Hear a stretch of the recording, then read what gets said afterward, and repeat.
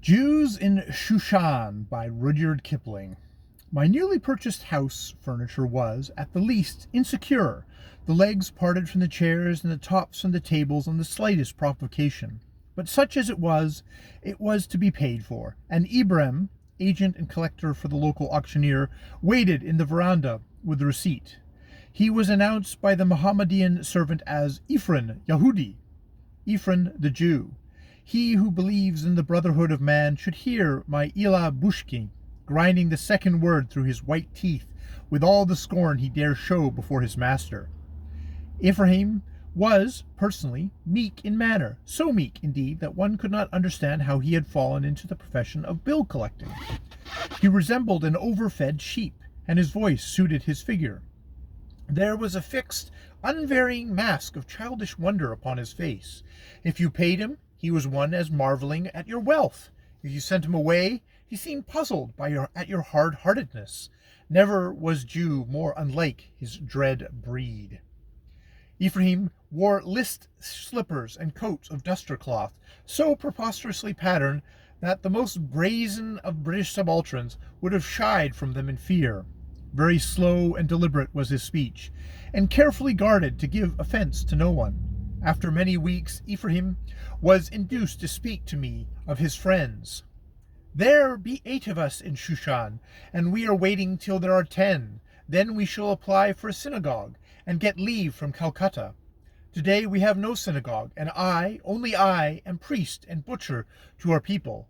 I am of the tribe of Judah, I think, but am not sure.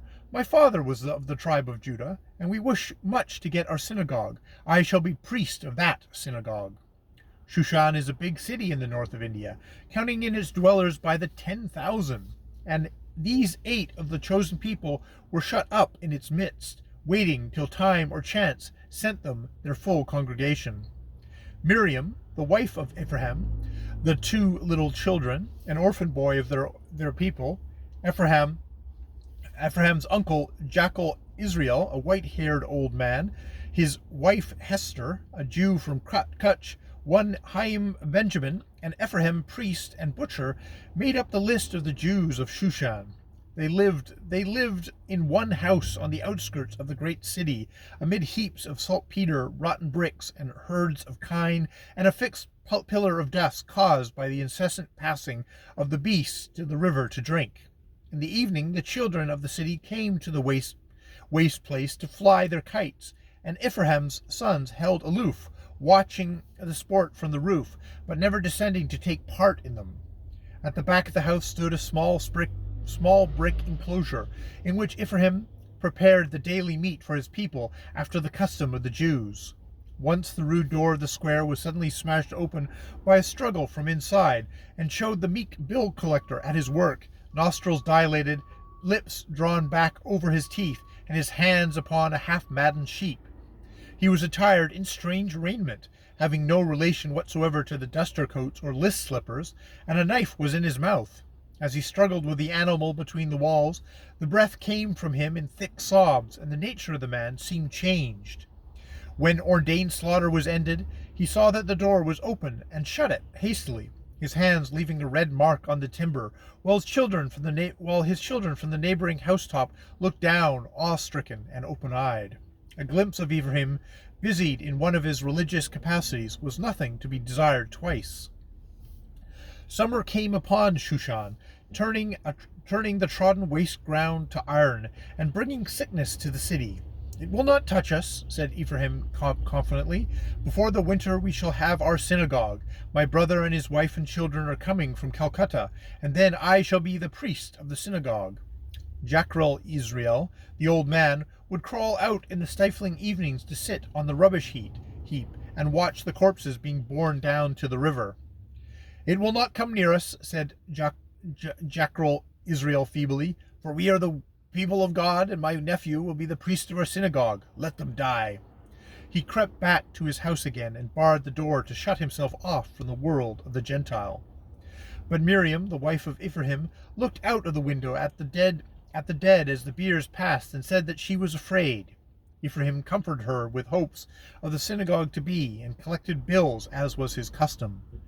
In one night the two children died and were buried early in the morning by Ephraim. The deaths never appeared in the city returns. The sorrow is my sorrow, said Ephraim, and this to him seemed a sufficient reason for setting at naught the sanitary regulations of a large, flourishing, and remarkably well-governed empire. The orphan boy, dependent on the charity of Ephraim and his wife, could have felt no gratitude and must have been a ruffian. He begged for whatever money his protectors would give him, and with that fled down country for his life. A week after the death of her children, Miriam left her bed at night and wandered over the country to find them.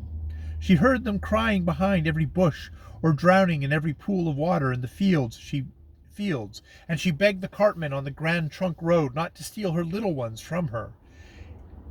In the morning the sun rose and beat upon her bare head, and she turned to the cool, wet crops to lie down, and never came back, though Hyman, Benjamin, and Ephraim sought for her for 2 nights.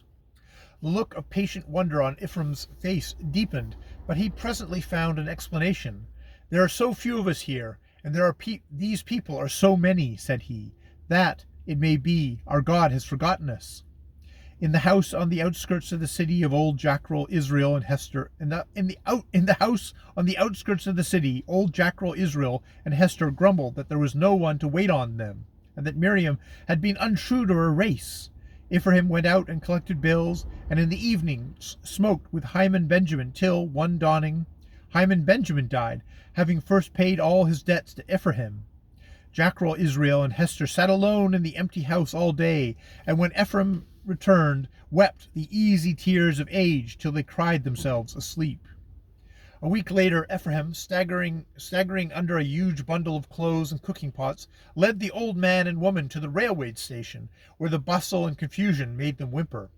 We are going to Calcutta, said Ephraim, to whose sleeve Hester was clinging. There are more of us there, and here my house is empty. He helped Hester into the carriage, and, turning back, said to me, I should have been a priest of the synagogue if there had been 10 of us.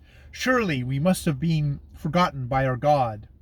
The remnant of the broken colony passed out of the station on their journey south, while a subaltern, turning over the books on the bookstall, was whistling to himself, the 10 Little N Boys. But the tune sounded as solemn as a death march. It was the dirge of the Jews in Shushan. That is The Jews of Shushan by Rudyard Kipling.